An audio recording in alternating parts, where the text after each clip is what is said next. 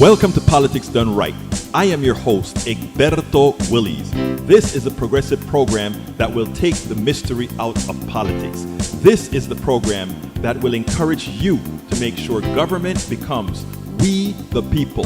Whether you are liberal, progressive, conservative, or otherwise, you get to air your point of view. We are an independent media outlet that, unlike mainstream media beholden to corporations, we only owe allegiance to you. Remember, you can also send me a tweet at EGBERTOWILLIES. That is at Egberto Willies. Let us engage. It is Politics Done Right. Well, folks, welcome to one more edition of Politics and Random. Egberto Willies, your host. Thank you so kindly for being part of the show. We are going to have a lovely show for you today. Welcome aboard, Miguel Rudnin. Michael Rudnin is in the house.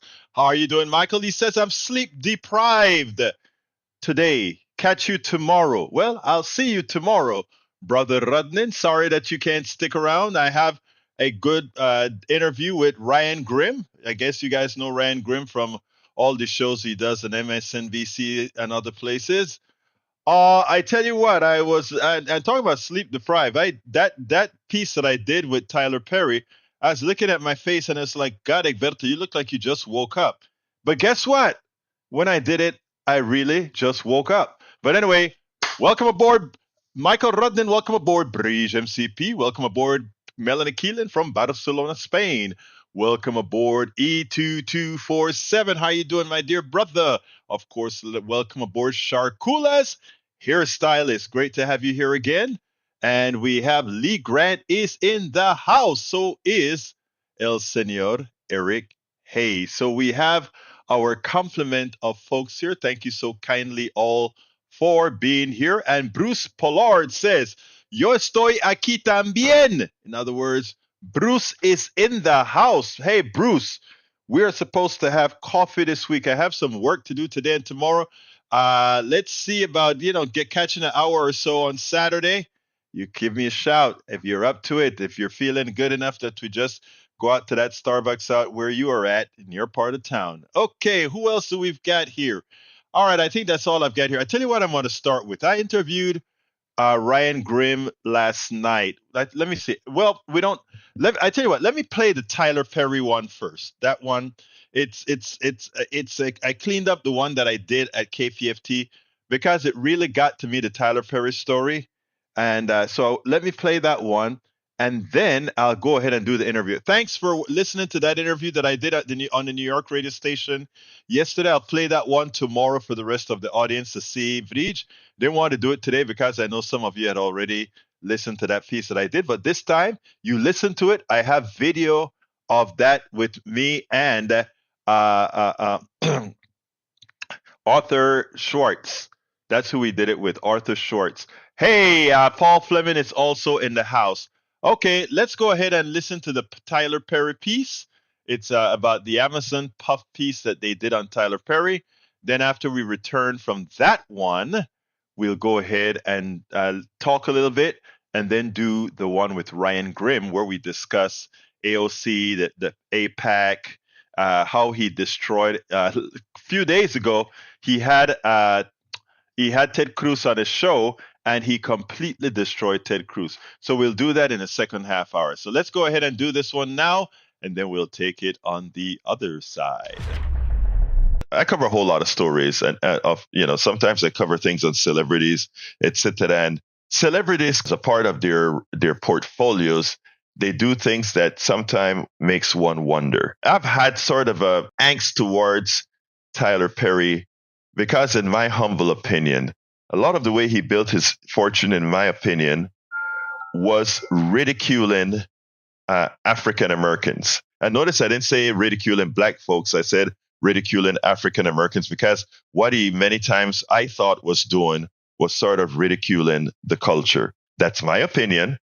So for the longest time, I remember going early on when he just started, and I think it was either DVDs or even before DVDs used to release, I think it was tapes. I remember going to the home of a friend here in Kingwood, and they had one of his tapes or DVDs. They played it, and because he used to tape them live, and I looked around and I'm like, that. Why would somebody try to do that? I just sort of got upset at watching the tape, but it kind of caught on, just like certain things catch on, and he started to grow and grow and grow. And I remember watching a couple of his movies and noticing sort of what happened to black professional men in his movies. It always seemed that he made them abusive, take advantage of women, etc., etc., and that kind of stuff really irked me. Look, all the black men, all the men that I hang around in general, do the right thing. So I don't know what stereotype he was doing out there, but I know he was in fact setting a stereotype. That's personal. That may be my sensibilities. What really got to me back in 2019 was when a good friend of mine, an activist reporter out of Atlanta, she called me up and she said, Egberto, Tyler Perry got this big deal in Atlanta, and it's in a black neighborhood, and purportedly he got all these tax breaks. And the idea behind this tax break is to revitalize the area that he was in, et cetera, et cetera, et cetera. So what she did is we did a live show. I did a show on what I found out about him doing, about the breaks that he got. And then she went and did a live show with her iPhone, and we brought her in live to Politics Done Right as she went around the neighborhood, went around the gated studio, that was pretty much smack in the middle of this neighborhood and protected against the people on the outside. And it just irked me that you had this company run by Tyler Perry's company, smack in a black neighborhood, giving $30 million in tax breaks, doesn't pay any taxes on the property that he got. It's the property now, a former base. And the neighborhood that it's in is pretty much a squalor. So I did that piece, and I linked that piece in my newsletter. Actually, I did two pieces on it. One where she's outside of the studio, going around the neighborhood with the blight, with people on the streets, sleeping on the streets, etc., in that area. And then the other live we did from Atlanta, she did it from within the studio. She kind of finagled herself inside the studio, inside of the grounds of the studio, and she's out there, doing some shoots for me live on the show. Now, Jacobin, it's 2023. That was 2019. 2023, Jacobins writes an article because Perry has this puff piece out on, I think it's Amazon, where he goes and they talk about his story from poverty into success and lifting himself up from the bootstraps and all that kind of stuff. My wife saw the program and she came and she was all, wow, that story about Tyler Perry and all of that was great. And here comes the Grinch, Egberto. It's like, well, I'm not particularly a fan of Perry because, again, of how I thought he came, how this stuff was built, et cetera, et cetera, et cetera. And then I see this article titled, Tyler Perry's Wealth is Not Trickling Down to Black Residents of Atlanta. And that automatically tickled me. So said, let me read it. So I want to read sections of this for you. Filmmaker and entrepreneur Tyler Perry is a billionaire.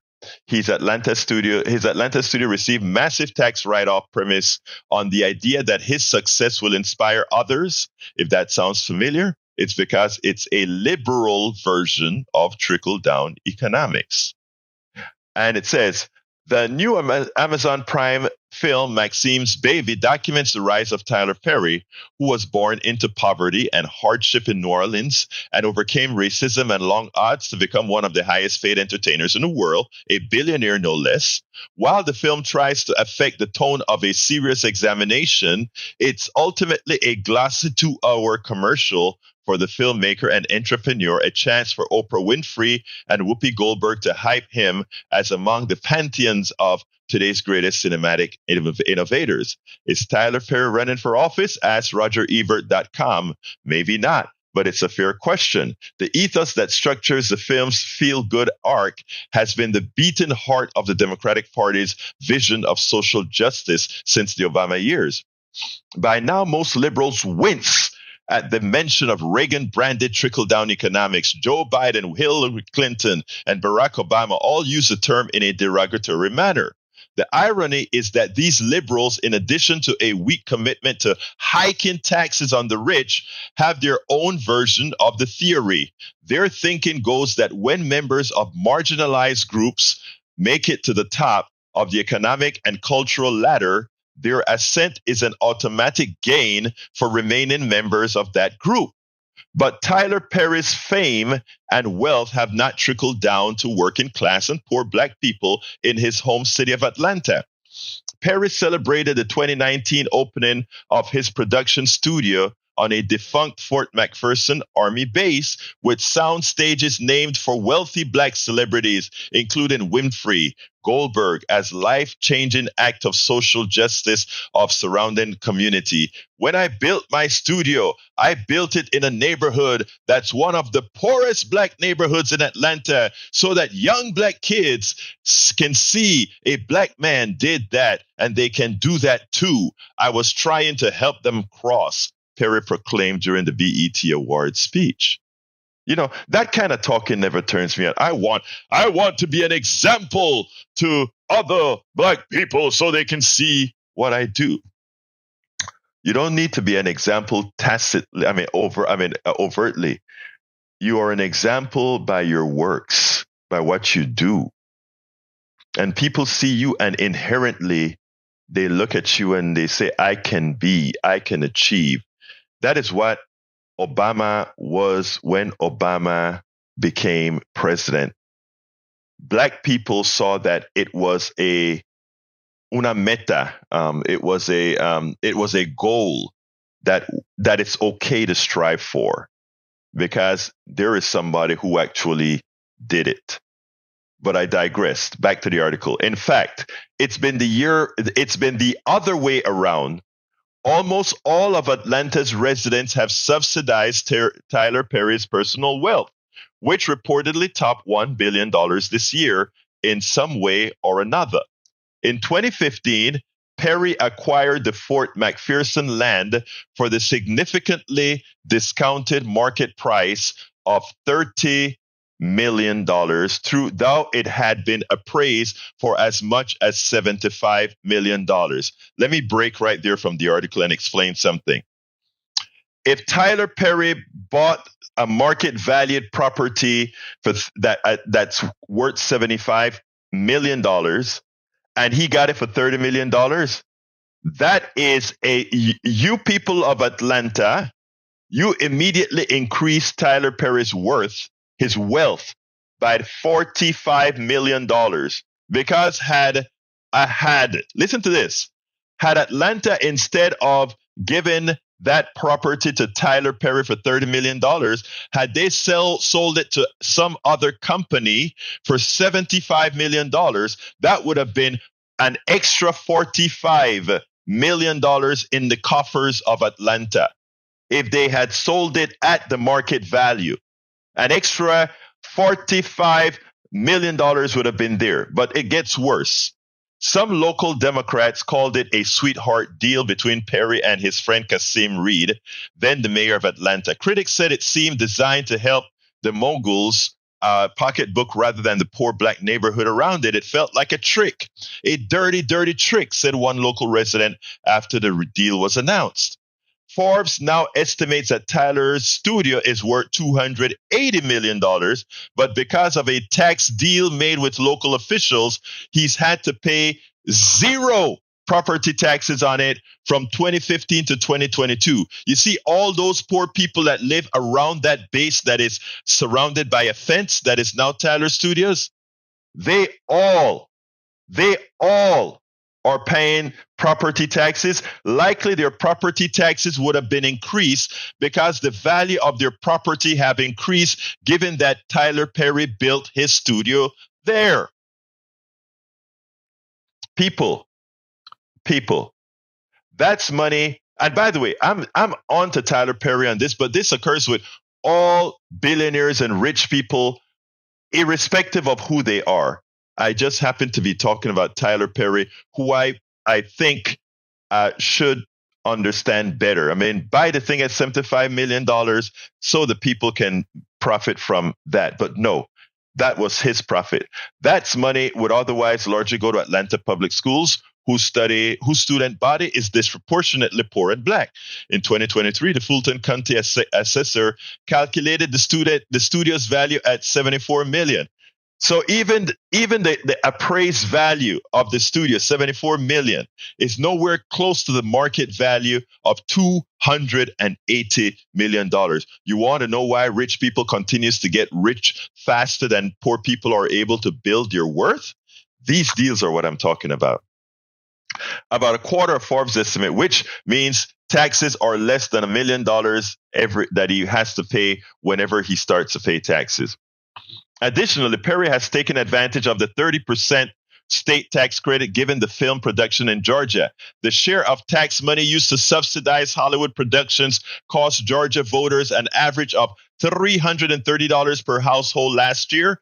Perry earned plenty of glowing national headlines earlier this year for his philanthropy in donating $750,000 to help low-income seniors in Atlanta as property taxes increase. So everybody say, oh, what a nice guy.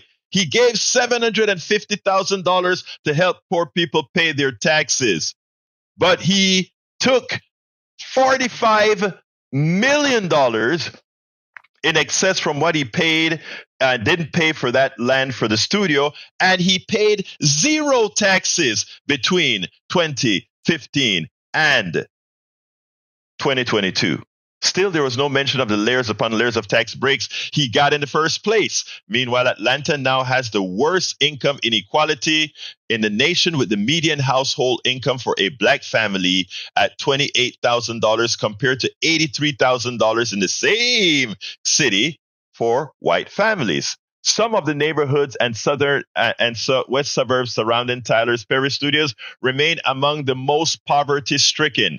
Hey, I did the report in 2019. Nothing has changed. He got the property now. He has a property now, I think, almost 10 years.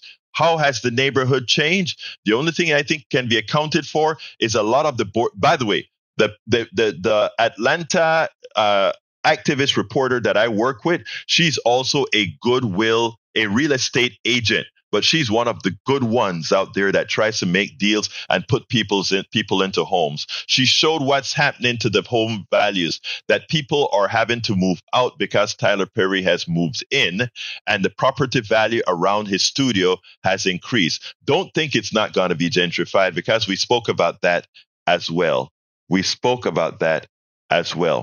Okay, so continue. Some of the neighborhoods in southwestern suburbs surrounding Tyler Perry's studio remain among the poorest, poverty-stricken. Not that you'll hear anything about that in the documentary they just made about him. But perhaps, goes the thinking, these struggling residents will one day see the Amazon Prime film or peer through the gates and stare up at the 35,000 square foot $100 million mega mansion Perry is building nearby and be inspired to lift themselves out of poverty. If that sounds familiar, it's because Maxine Baby is a liberal twist on a familiar trope. One man's journey to the heights of fame and fortune will trickle down and become everyone else's success. Folks, capitalism doesn't know color. Capitalism doesn't have a heart. Capitalism doesn't care as long as it builds on capital. It builds one's capital. That's what it's all about. And when you see Jay-Z, who is worth billions on the backs of many, and his cousin asks him for $5,000 for a venture, and he goes out and he makes a big issue with it on national radio and says something to the effect, he thinks it's just easy to for 5,000, and this is for $5,000. He has ripped millions of dollars off of rap artists that he works with, allegedly.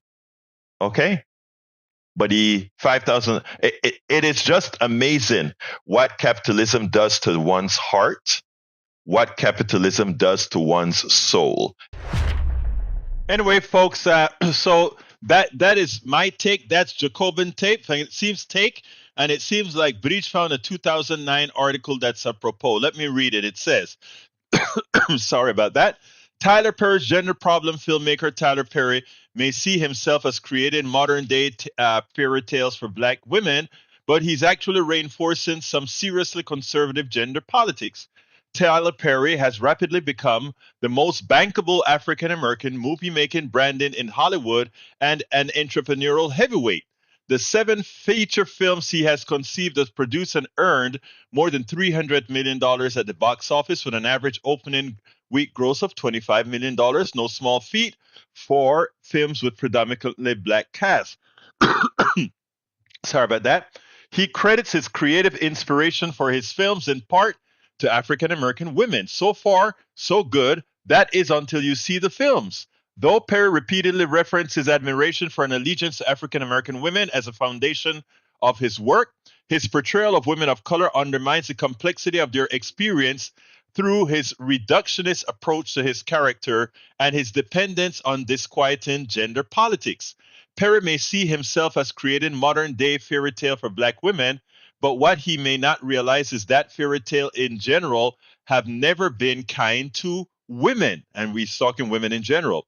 The crux of Perry's gender problem lies in his reliance on conservative gender politics that eschew a more progressive, inclusive agenda.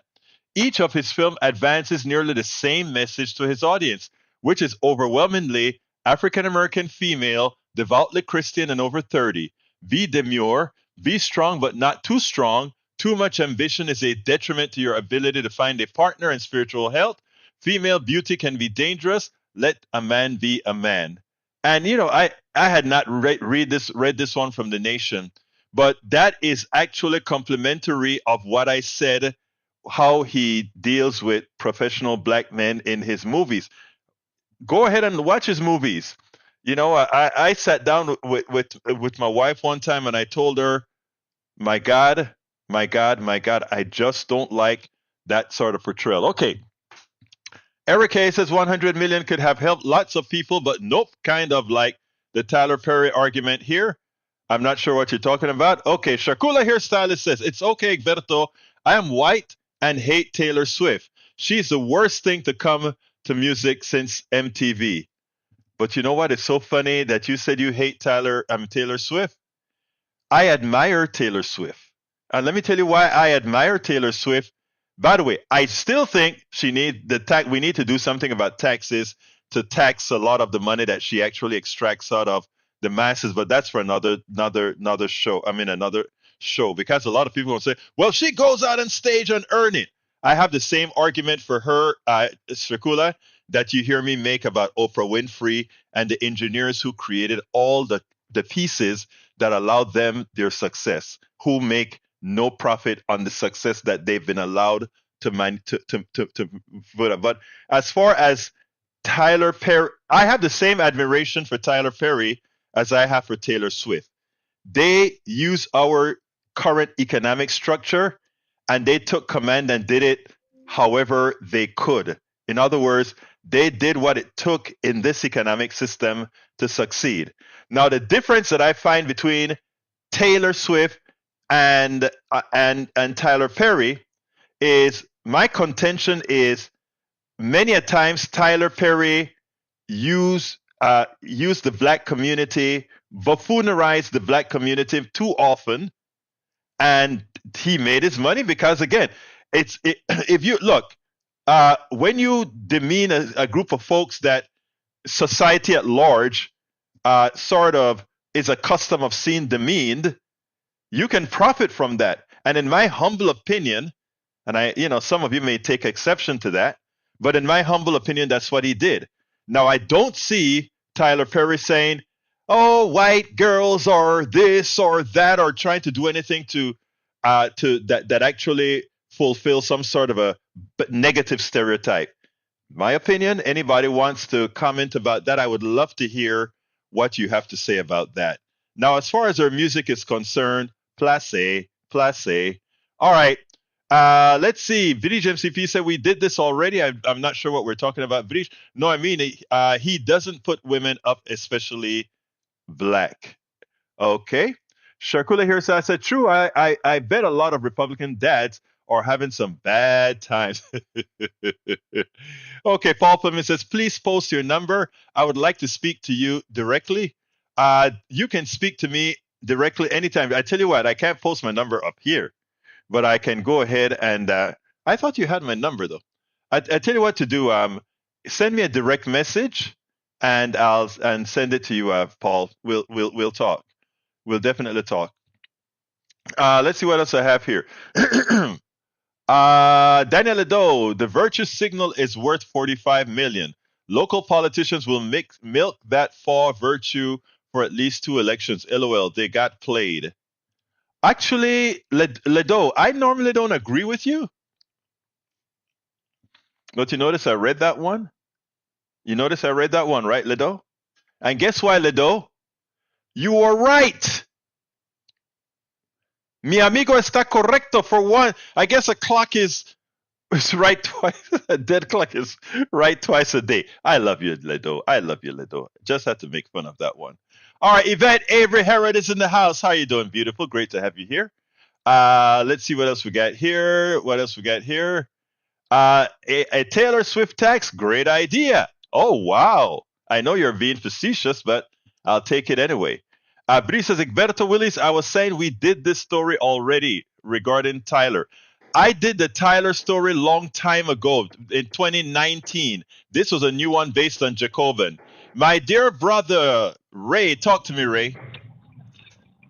Hey, Dirk. Yeah, I heard you going in a little bit on Tyler Perry, and while I don't disagree with you, I'm going to play devil's advocate for a little No, bit. please do. And by the way, Ray, I like that is my opinion. I mean, if you have a different opinion, I'd love to hear that as well. Absolutely. No, no. So I want to offer some nuance to this debate. So, you know, I agree with you. I'm not a fan of Tyler Perry's subject matter. I feel like the movies and stuff. It's kind of cliched black experiences, like you said, stereotypes.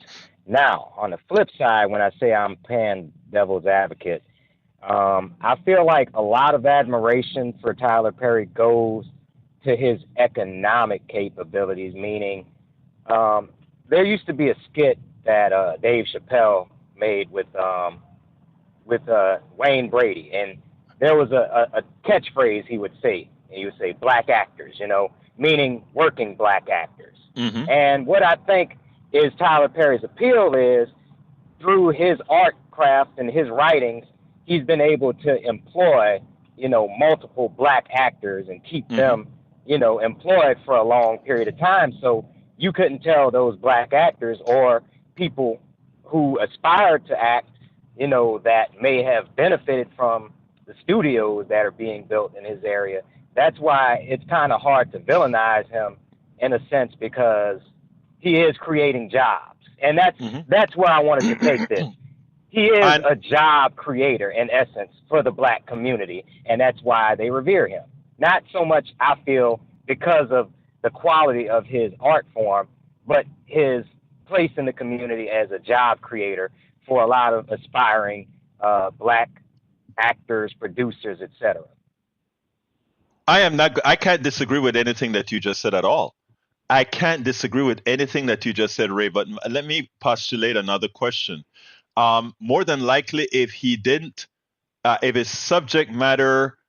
Okay, let me ask you a question.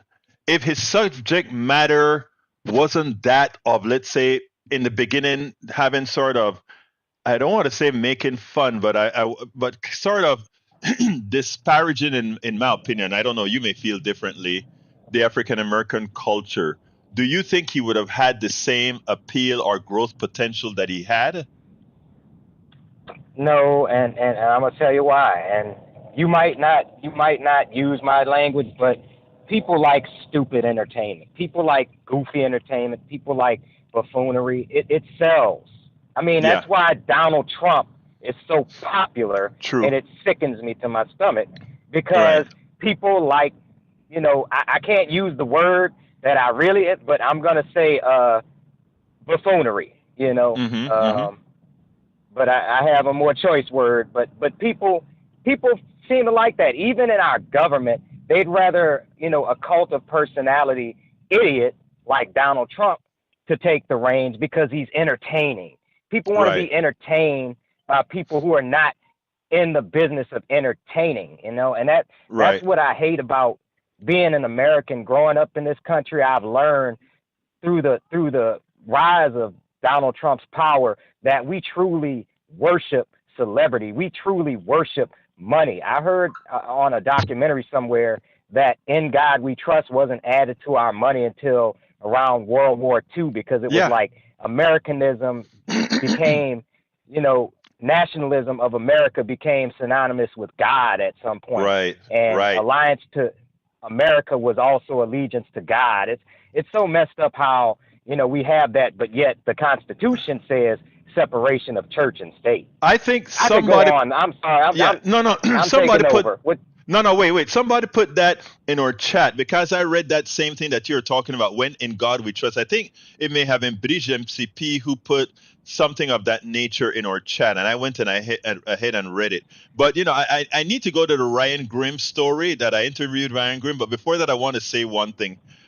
Look, I respect Tyler Perry as a capitalist, just like I respect Taylor Swift as a capitalist. uh, for the things that I preach, for what I preach about building not on the backs of others, right? And I think more so than Taylor Swift, if you look at how I think, again, this is my opinion. I just felt that I don't. Well, you know what I feel about that. I just have this thing about you using the pain of others to build on. But anyway, we can finish that conversation on another day when I have more time. But anything else, Ray, before I run to the other video?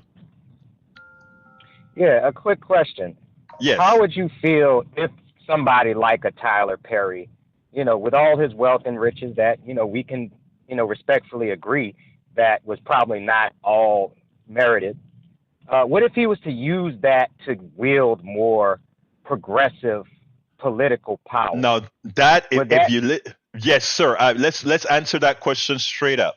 I spoke about that 2 days ago on KPFT. If Beyonce, if Jay Z, if Taylor Swift, if Tyler Perry were to go ahead and say, I made all these millions, now I want to go ahead and get the progressive movement going so that all the people in America can partake of the spoils of America. I think that would be atonement, in my humble opinion. But let's talk about that another day. So yes, I am not at all yes, against sir. those guys coming out and doing that, sir. Not at all. Yeah, All that's right. what I'm saying. But All we right, will brother. talk again, brother, and I'll be listening. Take care. Thank you, sir. Have a good one, my friend. All right, folks. I'm going to go now with the interview that I did. Yesterday I played the piece where Ryan Grimm really made mincemeat out of Ted Cruz. I caught up with him in LA yesterday, and here's the interview that we did. I want to play that for you guys right this minute. Welcome to one more edition of Politics Done Right. Today we are honored to have Ryan Grimm. Ryan Grimm is an American author and journalist. Grimm was Washington, D.C. bureau chief for Huffington Post and is now the Washington, D.C. bureau chief of The Intercept.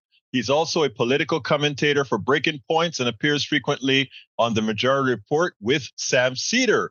Ryan's newest book is The Squad, AOC and the hope of a political revolution. Good afternoon, El Senor Ryan Grimm. How are you doing today, my friend? I'm good. It's lovely to see you.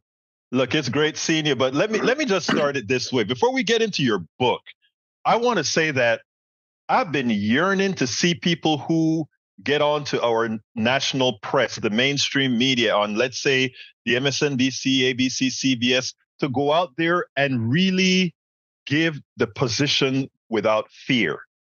And today, that's what I saw from you when you confronted Ted Cruz. I can't tell you how ecstatic I was when I saw that clip, because rarely do you find folks, especially on the issue of Israel and other issues of consequence, do they get challenged? First of all, you were very prepared, weren't you? Yeah. Yes. Well, I host a podcast called Deconstructed that was started by Mehdi Hassan, and so he's a friend, former colleague. He wrote a book maybe a year ago about his interviewing style. He's just an absolute master at interviewing. And one of the depressing takeaways from it was you have to do a lot of work to prepare. I thought there would be a couple tricks that, if I could just learn these tricks, then I've got them. But no, turns out that his real key is research, preparation, anticipating responses, and being ready with facts that you can push back on, so that you don't allow just endless evasion and talking points. And that was obvious, because I tell you what, when it's amazing, because as I watched you, as he started to bring the story about the river to the sea, as he said that, I sat down watching the interview and I said, I hope Ryan is going to note that is a part of the Likud platform. And bingo, you interrupted him right there. You didn't give him a chance to bloviate. And immediately you took command of the interview then. And I think he did. I think he didn't know that. Was that your impression? Know. He didn't know. Which is so wild. He's a smart guy. He went to good schools. He reads the paper. He's got aides who brief him. Like, how do you not know that? When you live in a bubble, Ryan, when you live in a bubble, everything that you get is whatever the Heritage Foundation feeds to you, whatever the Cato Institute feeds to you. You know nothing else. Guys like you go out there and you kind of read everything. I remember the last book that you wrote. We did an interview in, I think, 2019, and then it was obvious that the kind of work that progressives like yourself, good journalists, do is to make sure that they're well informed on the issues that they cover. And that showed right there. But I tell you something even more profound. The comeback after you asked him, you turned this question right on. Tell us about that. You turned the question on him. Well, right. So he says, from the river to the sea, and he says Hamas. I said, well, why is one genocidal if it's said by one side but not on the other? And he says, well, because Hamas, is genocidal. I said, well, that's just restating the point. What's your, how do you explain the discrepancy? And then you saw him pause and stop and, okay, how do I explain this apparent contradiction? And what he did is he went into how, the morning before he had seen the video that the IDF has been showing to people, a 47-minute video of absolutely horrifying atrocities. And after he told that, I said, we have all condemned that, absolutely horrifying stuff. But let's get on the same moral plane here. And then, as you saw, you read him a list of public statements made by Israeli government officials, some of which have been condemned by elements of the Israeli government themselves, floating the nuking of Gaza, for instance. And I said, will you join us in condemning these statements? And he could say, those are bad apples. Those are not representative. Those are taken out of context. And instead he said, I condemn nothing. And at that point you're like, okay, well, I guess we have. I guess we've arrived at the end. Like this is where we all get off. Even coming from Ted Cruz, that was shocking to me. I mean, when he said, "I condemn nothing," that took the morality out of it, right? Because that says there's nothing that you can do. There is nothing that I will condemn. And also, what it does is it takes away the ability for him to see the humanity on the other side, which I think it's a problem that we have here. You know, I'm from Central America, Panama. And I remember when Bush #1 came in and bombed Torrio, the part of Panama where Noriega was. I remember being over here, my father running around in his bedroom with missiles flying. And the only thing I heard over here is collateral damage. There was nothing about what was at the other end of those bombs. And that is why what's occurring right now. I feel the pain that the Israelis feel, but I also feel the pain that the Palestinians are feeling with all their destruction, infrastructure, and cracked skulls, you know? Yeah. And there's it's controversial in the U.S. To say that Palestinian lives are the same as American lives, or as the same as Puerto Rican lives, or the same as any other lives. I think you get that Pramila Jayapal was getting, dunked on for using the word balance, that we need to be balanced in how we talk about this. Like that's genuinely controversial to suggest. It is sad. Well, now that you brought up Pramila Jayapal and others, I think it's a good point for us to kind of segue into your book. You wrote another book. Tell us a little bit about that book and what got you. I mean, when did you start that book? I imagine you because it seems like you have quite a bit of history in the book. Yeah, it's kind of a sequel to the last one that we talked about. That one ran from basically the 1980s up until 2018, and it told a very satisfying story of underdogs pushing back against the corporate establishment wing of the party, and having some real breakthrough success. First with the Bernie Sanders campaign, and then with the Squad getting elected to Congress, and it bookends with AOC, Justice Democrats, and Sunrise occupying Nancy Pelosi's office. So it's like finishes, but also it's unfinished. Like what happens next? Like where does this go from here? So this book kind of picks up with the first Bernie Sanders campaign, because that's really where the energy that grew into the Squad originated, but also where the energy to kind of cynically undermine that movement came from. Hillary Clinton famously saying, and I go back over this in the book, in that campaign, saying, Bernie is a one-issue candidate. All he cares about is the economy. And she says, well, breaking up the big banks won't end racism. As I remember that. Yeah, as if that's, and it kind of stops you in your tracks. Because on the one hand, you're like, well, no policy proposal is going to end racism. Right. Like, period. Like ever. But the banks have been a part of, embedding systemic racism into our into our fabric of our society. Like, in fact, to some people would actually say that it's a necessary factor. I mean, that's another story. Not sufficient. It's not sufficient, but it would help. Yes, exactly. Continue, please. And then so the book then follows the Squad as they arrive in Congress with people power and with idealism into an institution that is built and designed to like crush those things. And it's like how do those two currents crashing into each other affect each other?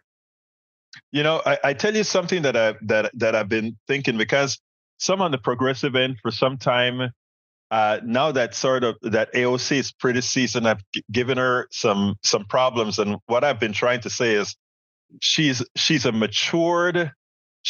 very matured Squad member now, who knows when to stop and when to move. And in my opinion, I don't know if you feel the same way, but I've watched both her and the others actually grow into learning how to keep their progressive values and at the same time understand that they're working with a bigger body. Yes, and what I would say is that the book isn't going to answer any questions that people have about, like, it's not going to provide the answer of Mm-hmm. yes, they're sellouts, no, they're not sellouts, or this was right, this was wrong. What it does is it tells the story in a way that I think people who are diehard supporters of them will find it interesting and fair, and I think people who are dead end detractors of them, if they actually bother to read it, would also find it fair, and would come away from it with a better understanding of what happened, why it happened, why people made the decisions they did, and then can still conclude if they want at the end that was this was the wrong decision at this time. They should have done this. But it's good to know everything that happened and everything that was going into it. And not only that, I like the way that you said that they would look. It turns out that they're nothing more than people trying to make the best choice that they thought of at that time. Maybe sometimes a bit wrong, maybe sometimes a bit right. And I think that as an author describing who they are, I don't think there's a better way to do that. Now, where do you think we go from here? Right now, we have an institution, or I should say an organization in APAC, attempting to pretty much destroy what's left. Well, not what's left. The squad have actually been building to pretty much destroy the building of the expansion of the squad, if you will. Mm-hmm. Yes, this is a moment where the question is, like, can the band get back together? Like, can everybody rally for this existential threat? Like, APAC has been very clear that let's say you count 8 members of the squad, at least like 5 of them are going to have serious challenges in which many of them are maybe even going in as underdogs. They can absolutely win. They can even expand the size of the squad. And whether they shrink or grow this time, I think really shapes, maybe for an entire generation, like what progressives believe is possible when it comes to electoral politics and politics inside the House. Because if AIPAC succeeds in decimating the squad, which is only 8 members but represents the hopes of like tens of millions of people, young people, that's a signal to them that either there's no place for you in this party, or you're going to have to work an awful lot harder for it against an awful lot of money. It's interesting that you said that, because if you listen to my show today, I actually mentioned why it is so important for them to win this time around and beat big money. $100 million is what we're talking about, as on Howard Schwartz Justice show earlier today in New York. And that's the same thing we spoke about, that the squad has that the progressives have to coalesce around these guys right now to overcome the that amount. Now, who would you consider underdogs right now in the group? It's I think that Cori Bush is in a tough race. She's freshman member of Congress. Yes. She's gonna she's not from a rich background. She doesn't she's gonna have to rely on grassroots supporters. And her opponent, this guy Wesley Bell, is somewhat ally of hers in the past. There's nobody's really an ally when you're coming up together in city politics. But he's a progressive, had the backing of the Soros kind of criminal justice reform element to become a prosecutor there. He was going to run for Senate, but clearly it was made. He saw that there was going to be a lot of support if he would challenge Cori Bush. So yeah, he's polished. And if you're a progressive, there's a lot of progressives who be like, yeah, he's good. He says all the right things. But he's going to have to explain why he's running against her, and he's going to have to explain that it's about Israel Palestine. He's already said that he felt like he's already been very critical of her on for calling for a ceasefire, and so it'll be interesting to see how that shakes out. So I think she's vulnerable. I think Summer Lee only won by a couple points, and they spent maybe $3 million against her. Maybe this time they'll drop 10. Because they've dropped 7 in a race before against Don Edwards. They put 7. I think Ilhan Omar, she took her race for granted last time and only won by like 4 points. I don't think she will now. She absolutely will not get caught sleeping again this time. Yeah. And there are currently, it looks like, at least 2 opponents, which makes it tougher to knock her off. But if she only won with 52% of the vote last time, she has to run like she's behind. Jamal Bowman, just today picked up a popular Latimer. George Latimer is a county commissioner, like a county executive or something like that in the north of New York City. And he just returned from a trip to Israel to announce his run. No, I think that's a chain, sort of a chain though, because I think if an ad is done with the right kind of twist in it, it would seem like, are you running for your district or are you running for a foreign government? I think I think there's a little something there that they could pull off, but I don't know. Some of that'll depend on what the New York is still going to redraw the lines. Yeah. And so they'll, if you're a betting person, like, are they going to help Jamal or are they going to screw Jamal? Yeah. And so in Illinois, when they redrew the lines, and I write about this in the book, Marie Newman was one of the most passionate supporters of Palestinian rights. In Congress, she represented the largest concentration of Palestinian Americans, maybe in the country, in Illinois. When they redrew the lines, because Palestinian Americans or Arab Americans are not considered to be a kind of ethnic minority group, right? Like they're considered white. They split them right through. Yeah, they split them in 5 different districts. Wow. Oh yeah. Cast them to the wind. Yeah. Because she had been such an outspoken critic of AIPAC and the Netanyahu government while she was in Congress. They're like, we cannot allow this to happen again. And they took her out. Took Andy Levin out, who was a synagogue president and a liberal Zionist, proud Zionist, but heavily critical of the Israeli government, and would often defend Rashida Tlaib or Ilhan Omar when they were getting hit by AIPAC. And AIPAC said out loud, like, we have to take Andy Levin out because he creates space for Rashida Tlaib and Ilhan Omar, and they redistricted him and put him in a contest with another Democrat who then they spent millions backing and knocked him out. So Jamal will probably face a tough redistricting challenge as well. But on the other hand, it's New York. And yes, people say that, well, there's a lot of Jewish voters in his district, but not all Jewish voters are supportive of what the Israeli government is doing. And he won a lot of Jewish precincts in 2020 when he first ran. And what the war and its aftermath look like 6 months from now may make Latimer's position look maniacal. I so agree. Yeah, I so agree. Well, look, Ryan, I took a lot of your time already. I know you've been all over California doing your thing. Normally, I ask this question. What would you have liked me to ask you that I didn't? I don't know. I think you actually really covered it. Yeah. Well, no, I want you guys to go out there and get the book. His first book, bestseller. Let's go get this one, The Squad, AOC, and the Hope of a Political Revolution. Ryan Grimm, author and journalist and bureau chief, thank you so kindly for having been on Politics Done Right once again. Yeah, thanks for having me. Appreciate it. We spend a lot of time deconstructing the news, trying to parse it into a form that everybody can understand. We try to find those little nitpicks where it flies above the fray, etc.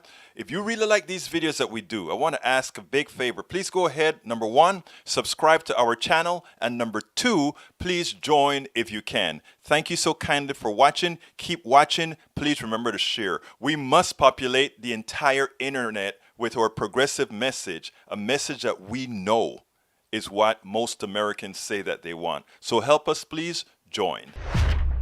All right, folks, I hope you enjoyed the interview. Let's see. Ryan Grimm got schooled by Ted Cruz. Mike Cisak was watching the interview. in one of his projection mirrors. Let's see what else we got here. Breach says that AIPAC is a bipartisan pro-Israel political action committee. It is the largest pro-Israel PAC in America and contributed more resources directly to candidates than any other PAC. 98% of AIPAC-backed candidates won their general election races in 2022, and that's what put the fear into politicians' head. And that's why we cannot allow any single one of the squad to fall to AIPAC. We cannot allow that to occur. Let's see, Paul Fleming, drop me your number at info@politicsdoneright.com. Info@politicsdoneright.com. I'll give you a call. Let's see what else we got here. Vrij MCP says, you think Israel would let us use helicopter? Oh, that's a conversation. Remember, Vrij, don't hold on to conversations when they're going nowhere, Vrij. You taught me that. Come on now. All right, let's see what else we have here. Anyway, folks, please remember to support the program. And how can you do that? You can support the program by going to politicsdoneright.com/support.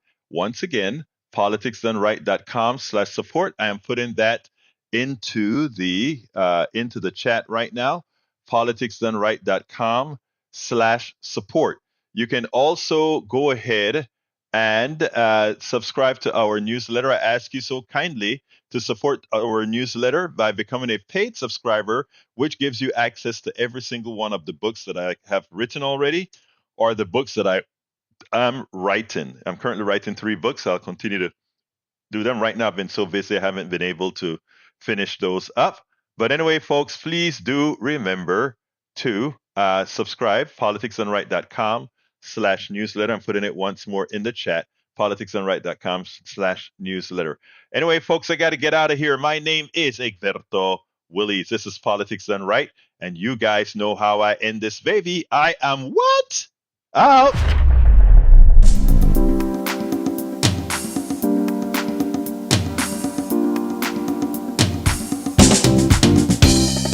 Welcome to Politics Done Right.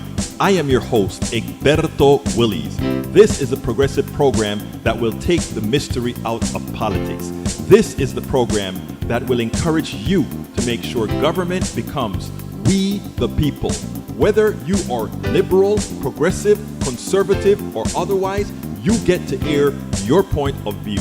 We are an independent media outlet that, unlike mainstream media beholden to corporations, we only owe allegiance to you.